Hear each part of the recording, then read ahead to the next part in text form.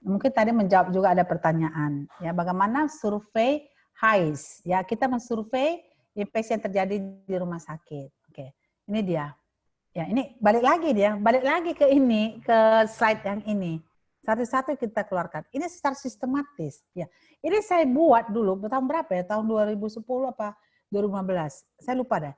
Supaya sistematis. Orang pada bingung apa sih, gimana sih? Jadi memberikan itu kakinya dulu, baru tangannya lagi, lehernya lagi, sehingga orang pola pikirnya jadi berbagi-bagi. Jadi ini saya sudah sampaikan.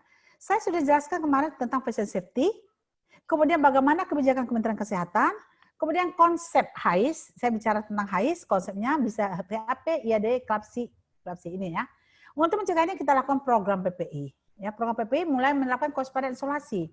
Kemarin kewaspadaan isolasi semua sudah disampaikan. Ingat ya, walaupun kami sampaikan mungkin masih dasar-dasar, namanya juga PPI dasar. Nanti ada PPI lanjut.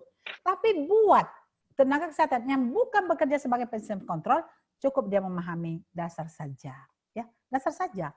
Karena dasar itu dia penting dia apa? Ini ya. Bagaimana dia melakukan kewaspadaan isolasi. Kemudian saya sudah katakan pendidikan dan pelatihan untuk semua orang. Kemudian ini pencegahan infeksi pada pemakaian alat dan tindakan operasi saya sudah sampaikan. Sekarang kita masuk ke surveillance. Ya, surveillance inilah tugas utama seorang perawat pengendali infeksi atau infeksi profesionalis. Surveillance itu bukan asuhan keperawatan. Oke, surveillance bukan asuhan keperawatan. Ketika dia melakukan surveillance, dia harus paham tentang epidemiologi. Ya, dia tahu tentang epidemiologi. Ya, kemudian dia harus menguasai. Novi, aku lagi bicara. Ya, jadi dia harus mengetahui tentang apa dia tahu? Epidemiologi, tentang statistik. Jadi kalau orang link yang suruh mengambil surveillance, nggak mungkin bisa. Nggak mungkin bisa linknya mengambil. Kenapa? Kenapa linknya bisa? Dia nggak paham, dia kan punya tugasan sendiri. Jangan dibolak-balik. Ya. Linknya disuruh surveillance. Kemudian IP-nya disuruh malah pasien. Oh nggak bisa, itu udah toko bolak itu. Jadi surveillance adalah tugas seorang infection control. Oke, mudah-mudahan Bapak Ibu memahami ini. Slide yang satu ini tolong dipahami. Kalau masih tidak paham, nanti boleh ditanya saya. Memang nggak mungkin ya, nggak mungkin. Apalagi bukan tatap muka. Nggak mungkin belajar 4 hari langsung menguasai ini semua. Jadi kalau tadi ada pertanyaan-pertanyaan, walaupun sudah sampaikan, ditanya lagi, ya wajar-wajar saja. Mungkin tadi dia tidak lagi fokus, walaupun sudah saya sampaikan. Itu wajar-wajar saja. Apalagi ini kita tidak tatap muka, kita secara virtual. Jadi saya memaklumin. Jadi nanti kalau nggak mengerti, silakan boleh dikontak kami. Ya. Surveillance ini, HAIS ini adalah hanya bagian dari program PPI ya untuk mendapatkan data HAIS sebagai indikator mutu pelayanan kita. Dilakukan oleh IPCN atau IP ya secara aktif, bukan pasif dan terus menerus. Nanti bedakan dengan audit. Audit itu bukan terus menerus. Nanti bedakan. Audit itu boleh link, tapi surveillance itu tidak boleh. Oke? Paham ya? Data khas di Indonesia seperti fenomena gunung es. Nggak ada kelihatan, kecil di permukaan. Tetapi kalau kita datang ke lapangan, itu banyak sekali. Terbukti penggunaan antibiotika yang paling banyak sekali. Gitu ya. Jadi selama ini ada pun data IDO itu hanya karena kebutuhan akreditasi. Ya. Bukan meningkatkan mutu layanan. Harusnya meningkatkan mutu layanan. Oke? Harusnya meningkatkan mutu layanan. Jadi adanya surveillance ini kita dapat diketahui karena besaran masalah. Ya, jadi surveillance itu kita mendapatkan besaran masalah. Berapa banyak sih masalahnya harus ada datanya. Harus akurat, harus jelas. 2%, 3%, 5 per mil. Tidak, jangan dikatakan infeksi kami sedikit kok. Sedikit ini berapa? Infeksi kami besar, berapa? Jadi kalau menggunakan data itu harus valid. Harus apa ya? Jangan abstrak, tapi memang benar nyata gitu. Oke, jadi ini tujuannya apa? Untuk memperbaiki mutu layanan. Jadi kalau awalnya tinggi, nggak masalah. Ya nggak masalah, awalnya tinggi. Tapi bagaimana kita memperbaiki infeksi ini? Kita lihat di sini, Central Line Associated Blood Infection tahun 2016. Ini masih tinggi.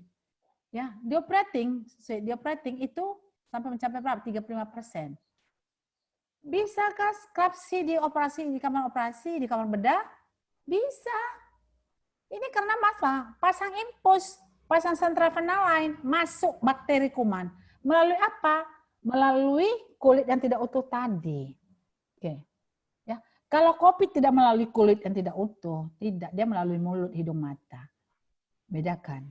Tapi kalau ini melalui kulit yang tidak utuh bisa jadi klapsi. Oke, kemarin udah jelaskan klapsi sama plapsi. Klapsi pasang sentral penal lain. Plapsi pasang periferal lain. Ya, ini di rumah sakit jantung pun masih tinggi kami. Oke, kita kalau melihat ini kepatuhan daripada penggunaan antimikroba, ya, ini ada data-data. Ini bisa terjadi karena penggunaan antimikroba juga. Jadi ini data bisa kita buat bentuk dalam statistik, oke? Bisa bentuk pie, kalau bulan ini namanya bentuk pie, untuk melihat proporsi dari satu infeksi ke infeksi yang lain. Nanti kita bisa bikin batang untuk melihat tren. Nah, itu IP harus paham. Jadi nanti IP ikut pelatihan PP lanjut, ikut pelatihan IP, investment profesionalis, supaya paham melakukan ini. Nanti di sana dibahas tentang statistik yang terkait dengan PPI. Itu saya bilang, saya setelah belajar di FKM, saya baru paham. Saya juga melakukan kesalahan.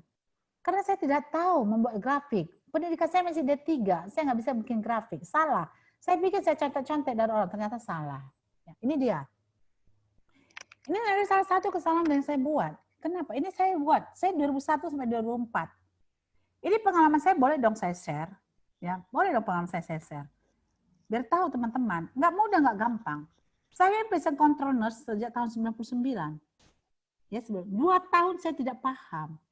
Jadi Bapak Ibu baru 4 hari. Jadi nggak paham, masih belum belajar, ya betul. Jadi itu belajar lagi. Saya pun belajar lagi. Getol amat saya kalau ada pelatihan PPI dulu. Di Singapura ada pelatihan PPI, saya datang, saya pergi. Ya betul, lihat itu CV saya. Itu belum semua masukkan semua. Ada seminar PPI saya ikut, ada seminar ini saya ikut. Kenapa? Saya mau belajar. Bukan sampai, oh saya kan udah belajar PPI dasar di Singapura, di Hong Kong. Saya udah PPI lanjut. Udah cukup. Oh tidak. Karena luas, PPI ini nggak bisa seperti itu. Belajar lagi. Ini terbukti. Saya 99 nggak punya data, saya 2 tahun. Ada data saya tahun 99? Nggak ada. 6 bulan berapa? Hampir 9 bulan saya nggak punya data. Nggak ngerti saya survei. Ada data saya tahun 2000? Nggak ada. Kok nggak ada? Nggak tahu saya. Gimana bikin mensurvei? Nggak ngerti saya. Gitu. Jadi kalau teman-teman juga sekarang seperti ini, ya bisa. Jadi saya pun dulu, ketika saya pelatihan pertama, itu dan kan di Kemenkes, 2 minggu. Saya nggak ngerti juga. Tapi saya coba-coba ngajar. Saya coba-coba belajar.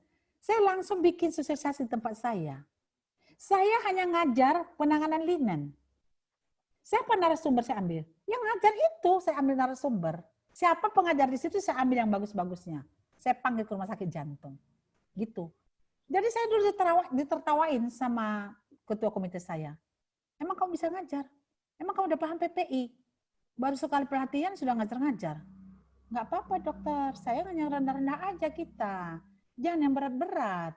Ya, penanganan linen bisa lah, infeksius, tempatkan di tempat infeksius. Yang berat-berat itu suruh tuh narasumber, panggil dari FKM sana, UI. Saya panggil dari FKM UI. Bagaimana mengajarkan limbah saya suruh mereka ngajar. Saya panggil dokter Demak yang paham PPI. Saya panggil dokter Yuli yang paham PPI. Saya panggil mereka. Saya panggil dokter dari Sulanti Saroso. Gitu. Tapi satu hal, kenapa saya bikin? Saya harus buat mereka ini pintar PPI. Semua rumah sakit jantung harus tahu PPI. Saya buat setiap bulan saya bikin pelatihan PPI. Jadi selama 6 bulan saya panggil orang luar. Setelah itu saya dilepas. Sudah saya melakukan. Tapi sambil saya belajar juga. Saya belajar keluar, belajar kemana-mana. Saya gali ilmu. Saya belajar. Jadi kami dulu rumah sakit jantung, nggak ada keluar belajar PPI dasar. Ketika suatu saat saya bilang sama direktur, Pak, direktur suruh mereka ini belajar. Yang ngajar siapa sih? Kamu ada ngajar situ enggak? Ada, Dok. Ya udah, kamu ngajar aja di rumah sakit jantung. Ngapain kamu suruh keluar? Seperti biar mereka tahu, Dok, nggak seperti kata dalam tempurung, saya bilang. Ya sekali-kali mereka dikasih. Ya, ini data saya apa? SSI. SSI saya satu gabung dengan yang lain. Ya salah lah. Tidak boleh seperti itu. Kalau ini bentuk batang boleh, bentuk lain boleh, lain juga boleh, batang juga boleh. Silakan salah satu, mana yang lebih enak. Tapi semua data itu harus bentuk statistik, ya.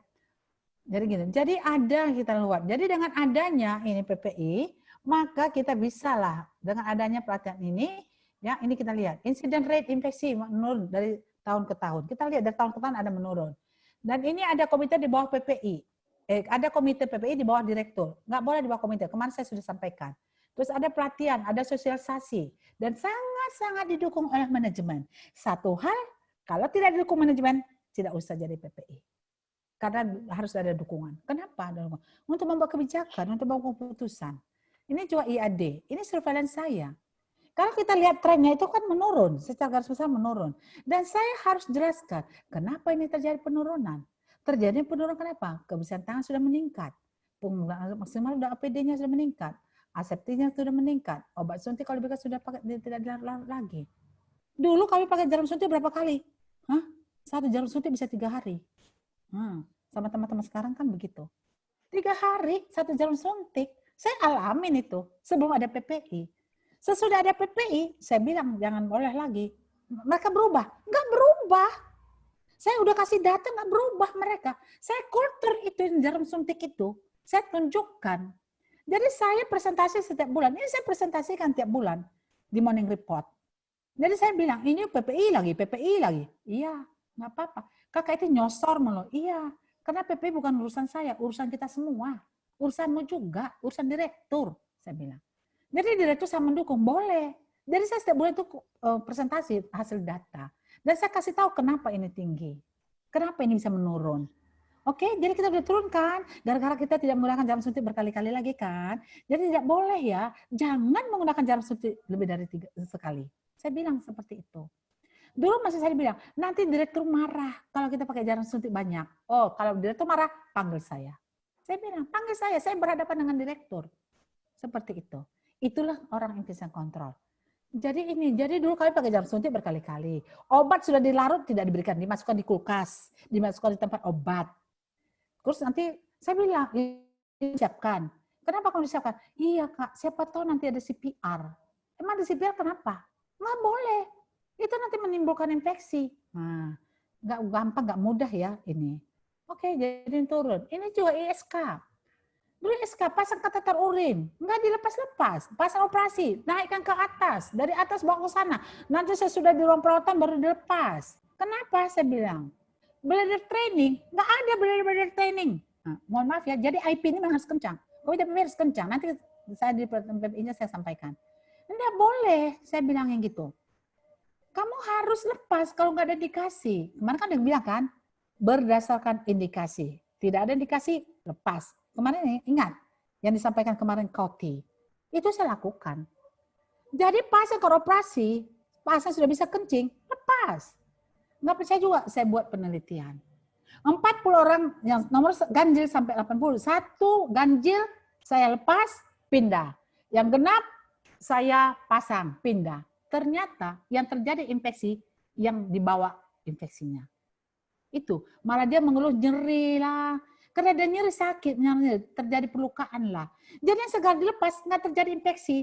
Jadi benar tadi, segera lepas kalau tidak terjadi, akan menyebabkan infeksi. Itu. Ya. Jadi itu sudah mulai penelitian. Saya 15 tahun infection control. Jadi saya sudah melakukan seperti itu.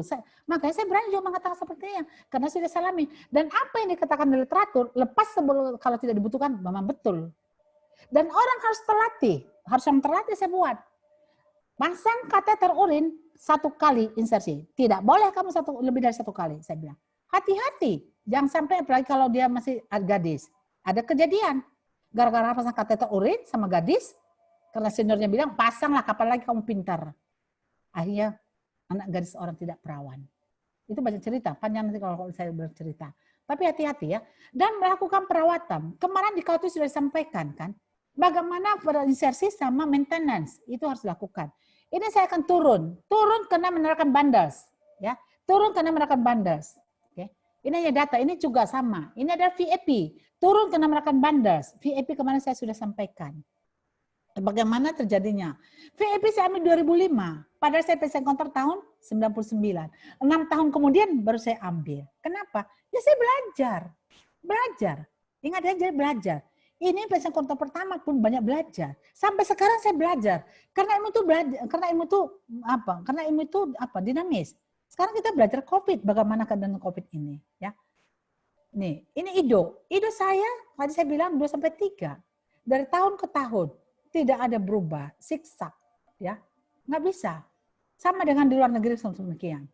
Oke, obat kumannya juga seperti ini, ya. Ini juga peta para kuman, ini pun kita lakukan kerja sama pasien kontrol, ya. Ini juga sama.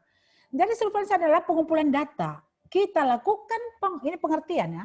Mengumpulkan data kesehatan yang penting secara terus-menerus, sistematis, kemudian dianalisis. Setelah dianalisis, diinterpretasikan, kemudian didiseminasikan kepada pihak berkepentingan secara berkala untuk digunakan dalam perencanaan, pelaksanaan, evaluasi suatu tindakan pelayanan. Ya, ini menurut CDC.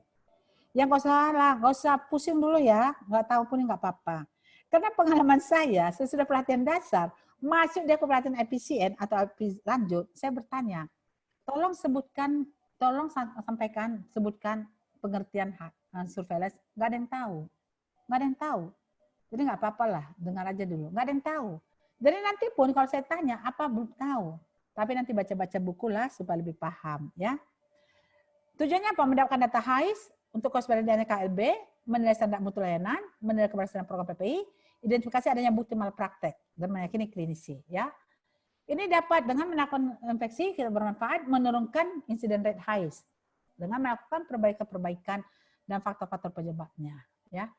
Apa yang disurvei? Masalah yang ada. Apa masalahmu yang ada? Jangan lakukan survei kalau nggak ada masalah, ya. Bu, gimana saya melakukan survei Ido, Bu? Kamu ada operasi nggak? Enggak, Bu. Pasien saya kan rumah sakit jiwa. Lu ngapain kamu melakukan survei? Emang ada masalah?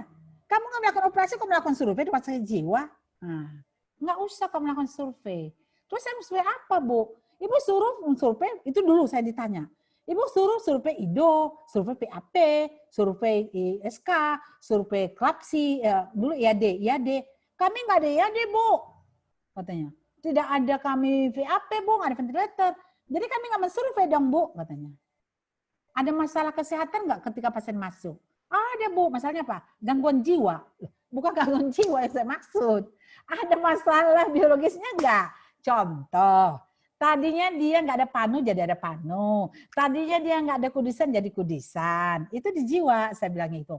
Tadinya nggak ada skabies, jadi skabies. Ada nggak? Oh, banyak, Bu. Diare pun banyak, Bu. Itulah survei. Itu survei. Kalau pasien diare di rumah sakit jiwamu itu survei, itu masalah. Jadi kamu jangan survei Ido karena kamu nggak melakukan tindak operasi.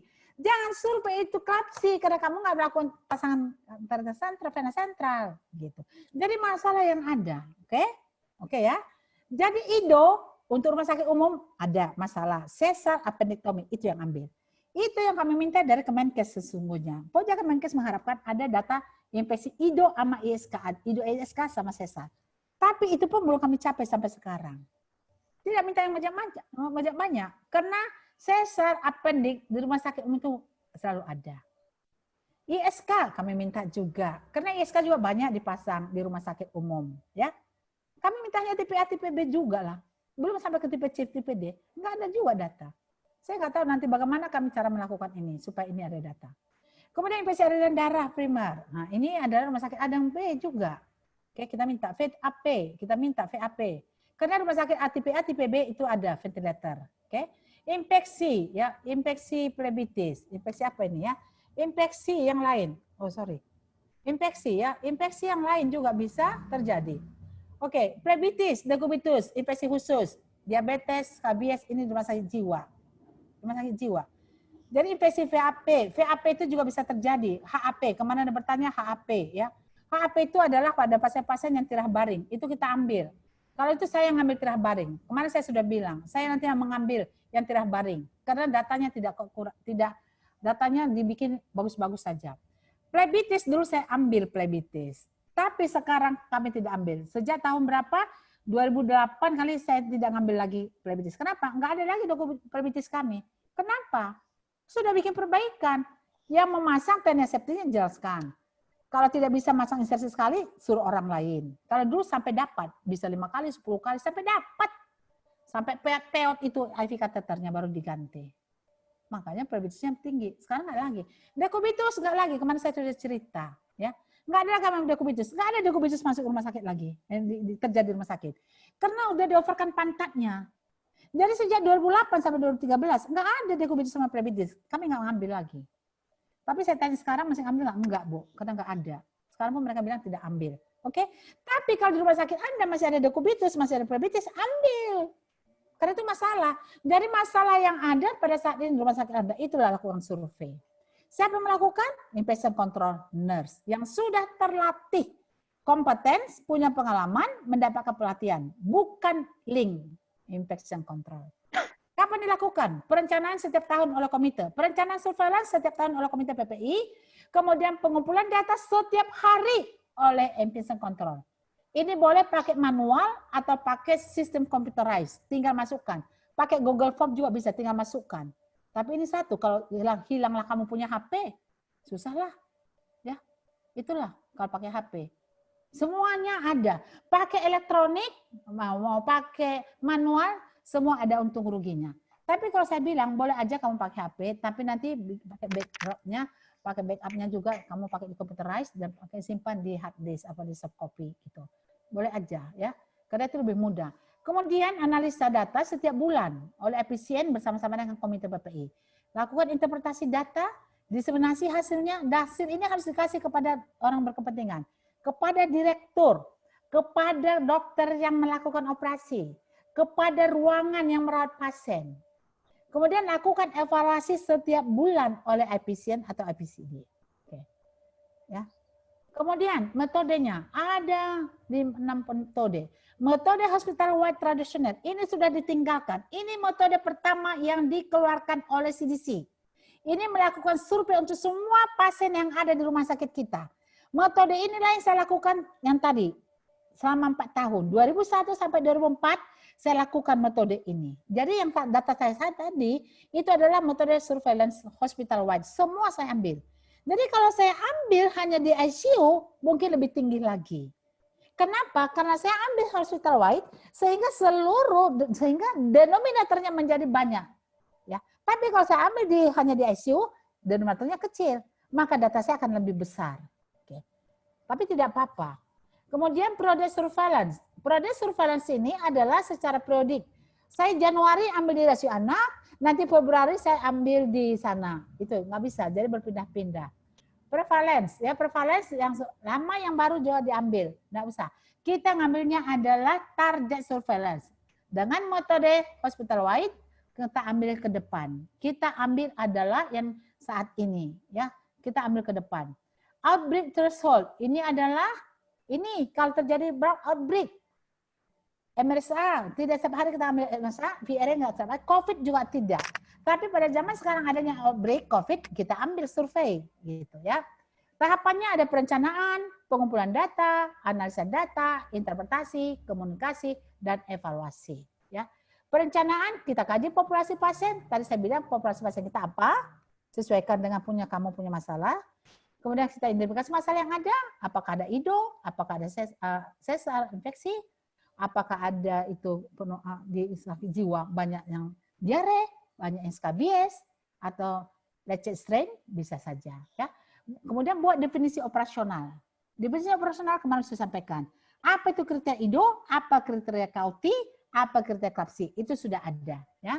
Kemudian kita kumpulkan data demografi, ya ini kita lakukan. Kemudian data daripada medical record, faktor risiko terhadap pemasangan kateter urin, ventilasi mekanik, itu dibuat. Antibiotika. Jadi ini buat format. Ingat, surveillance itu bagian daripada research. Ketika kita melakukan research, tentu ada tools dalam menggunakan formulir. Tools ini bisa pakai elektronik atau pakai manual. Kemudian harus mengumpulkan datanya secara aktif oleh IPCN yang terlatih. Kalau pasif boleh, tapi pasif itu adalah datanya nanti under reporting. Itu saya bilang, ada surveillance suruh link yang mengambil. Saya bingung, dapat dari mana ini surveillance? Bisa mengatakan link yang mengambil surveillance. Saya nggak ngerti. Surveillance yang mana yang diambil? Tahapan mana yang diambil? Pengumpulan data kah? Yang mana? Jadi tolong kalau ada di sini surveillance. Bukan link yang mengambil. Nanti dia harus fokus. Kalau dia nanti link yang ngambil, kapan dia merawat pasiennya? Kapan dia melihat itu pasiennya udah ada infusnya sudah kotor apa tidak? Kapan dia ganti posisi pasien? Tidak. Jadi yang mengambil adalah IPCN, jadi aktif, metode aktif ya.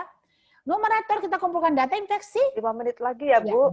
Denominator kita ambil lama hari pemakaian atau jumlah kasus infeksi ya. Ini adalah pasiennya, jumlah pasiennya ya. Ini pemasangan kateter alat misalnya, center line. Pasien pertama pakainya 4 hari. Pasien kedua pakainya 30 hari. Sampai pasien 9 pakainya 28 hari. Jadi pemakaian alat ini, sentral ini, saya kumpulkan, ya, saya jumlahkan dalam 1 bulan. Maka dapatlah 142 denominatornya. Numeratornya ada 2 kasus infeksi. Maka insiden rate-nya 2/142 kali 1000. Itulah hasilnya. Tapi ini saya tidak masukkan di dalam, tapi ini tidak saya laporkan. Nanti saya laporkan adalah hasil. Ingat, di dalam penelitian, hasil yang kita laporkan. Oke, jadi seperti ini. Ya. Jadi jumlah kasus infeksi dibagi jumlah orang yang populasi yang berisiko. Kita menggunakan incident rate. Incident rate itu adalah kasus baru. Ya, jadi kasus incident rate untuk kasus operasi, jumlah infeksi dibagi jumlah kasus operasi kali 100%. Kalau klapsi, jumlah kasus klapsi dibagi jumlah hari pemakaian sentral phenylalanine dikali 1000. Kalau KOTI, jumlah kasus infeksi ISK dibagi jumlah lama hari pemakaian kateter urin dikali 1000. Kalau untuk VAP, jumlah kasus VAP dibagi jumlah lama hari pemakaian ventilasi mekanik. Ini saya nggak terjemahkan ya. Ini saya ambil dari sana supaya memang orang-orang tahu. Jangan dibilang kali 100, katanya surveillance, katanya Kemenkes, dikali 100 untuk pemasangan sentral phenylalanine. Kali 1000. Sehingga nanti kita bisa bandingkan dengan sana karena kita sudah menggunakan cara yang sama ya. Ini jumlah VAP 2, pemakaian lalaknya 43, maka 2/43 kali 1000 46,5. Untuk BSI-nya 2, pemakaian lamanya 46, 2/46 kali 1000 dapat 3,4 ya. Dan selanjutnya, kemudian ini kita buat dalam bentuk statistik, maka seorang patient control harus bisa memainkan statistik. Dia paham tentang words, tentang PowerPoint, tentang membuat ini, apa ini, dia harus tahu Excel ya. Ini menggunakan Excel. Bisa lagi SPSS ya, banyak sekali caranya. Ini untuk IDO, saya pisahkan. IDO untuk appendektomi, satu infeksinya operasinya 40, maka 1 bagi 40 kali 100 dapat 2,5. Kemudian infeksi surgical site infection ini untuk sesar. Infeksinya 3, sesarnya 60. Maka 3/50 kali 100 dapat 6. Ini saya harus buat dalam bentuk statistik ya. Dalam bentuk seperti tadi ya. Jadi ini saya buat. Kalau ini saya kasih nggak bisa dibaca. Oke, nanti lebih lanjut akan dibahas ini. Ini 30 hari tadi, ini 90 hari ya. Ini 90 hari. Jadi tidak dikatakan lagi yang implan. Yang implan tadi memang saya ada baca, itu bisa sampai 1 tahun. Tapi kalau saya lihat seperti begini, ya ini dikatakan sini pacemaker surgery sudah 90 hari, nggak ada 1 tahun. Jadi mungkin ketinggalan, tapi kalau ada yang baca sampai tahun, dulu saya bilang pacemaker saya sampai 1 tahun, tapi ini enggak. Hip prosthesis, ini hip, dia bilang 90 hari juga. Jadi tidak 1 tahun. Jadi walaupun dia implant, dia 1 tahun. Oke, ini surgical right prosedurnya, ini contohnya. Ini dipisah-pisahkan. Saya hanya menggambarkan, informasikan kepada Bapak Ibu sekalian bahwa ini di sana dipisah ya. Ini colon surgery, sesar, hiperostomi, appendektomi dipisahkan, nggak digabung. Kita digabungkan. Belum lagi dipisah secara stratifikasi. Tapi sekarang stratifikasi masih susah. Udahlah, per jenis infeksinya saja ya. Mulailah kita membuat seperti ini ya. Ini yang tadi yang appendik di Indonesia, appendiknya ini, sesarnya ini ya.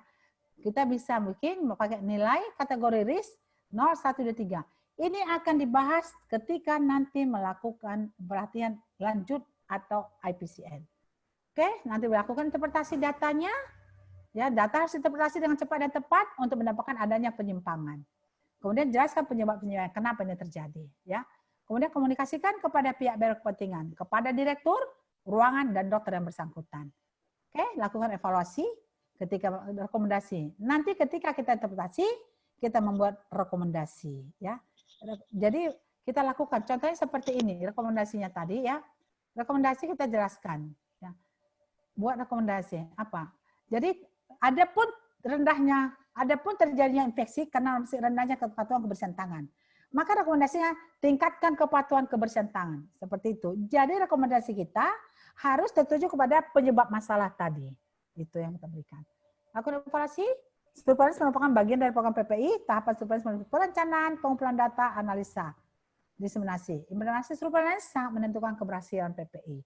Dengan metode observasi langsung oleh efisien, dapat diketahui faktor-faktor penyebab. Dengan mengetahui faktor penyebab, maka kita bisa mengatasinya. Itu yang bisa saya sampaikan. Sekian dan terima kasih. Saya kembalikan kepada moderator. Ya, terima kasih Bu Kosti. Baik, ini kita batasi ya, hanya 2 pertanyaan. Saya mau menyampaikan ke Bu Kosti dari Ibu Yenita, Rumah Sakit Sumber Hidup Ambon. Bagaimana melaksanakan Monef SSI? Apa kiat Ibu Kosti dalam membahasakan temuan SSI dikarenakan human error atau lack of sterilize dengan DPJP, Bu? Mohon sharing pengalamannya. Itu yang pertama. Yang kedua dari Ibu Maria Umiati, Rumah Sakit Panti Wilasa Dr. Cipto.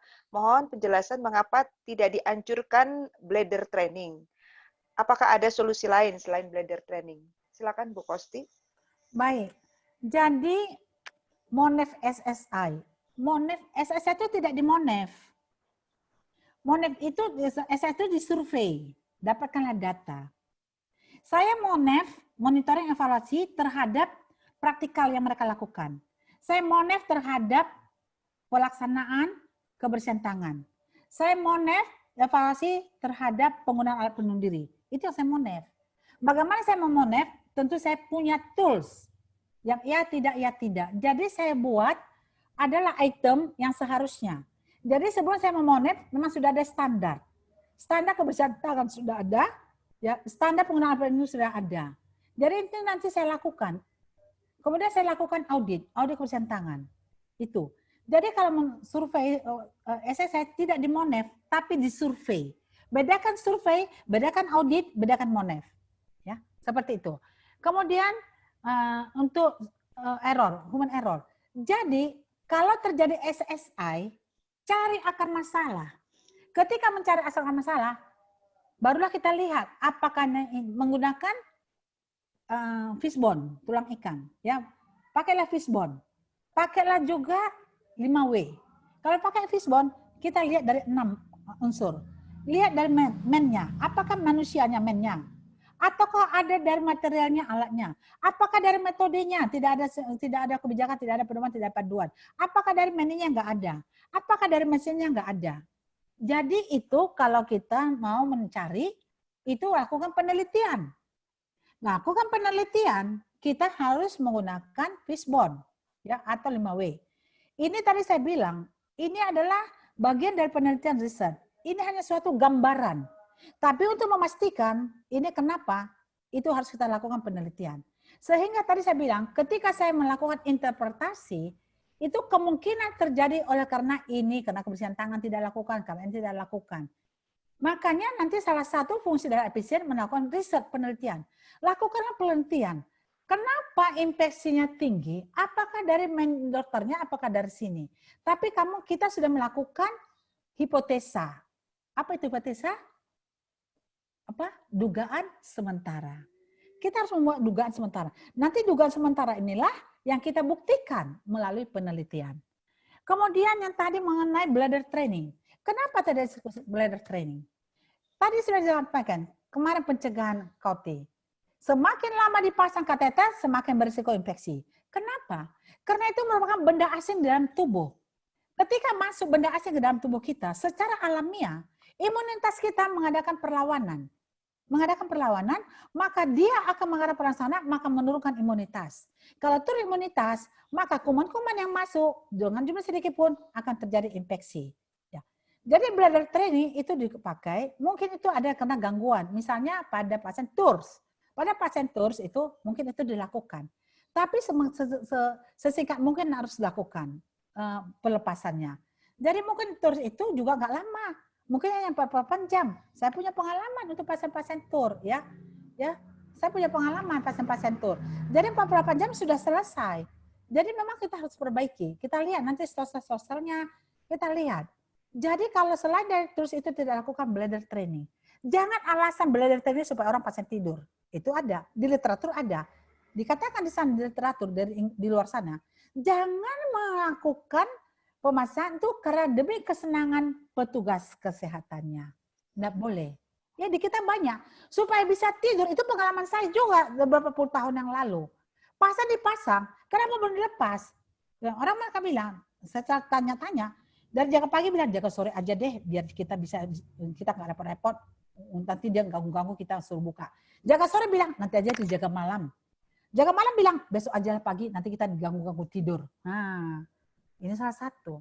Ya, kalau saya cerita panjang lebar tentang ini, nggak boleh.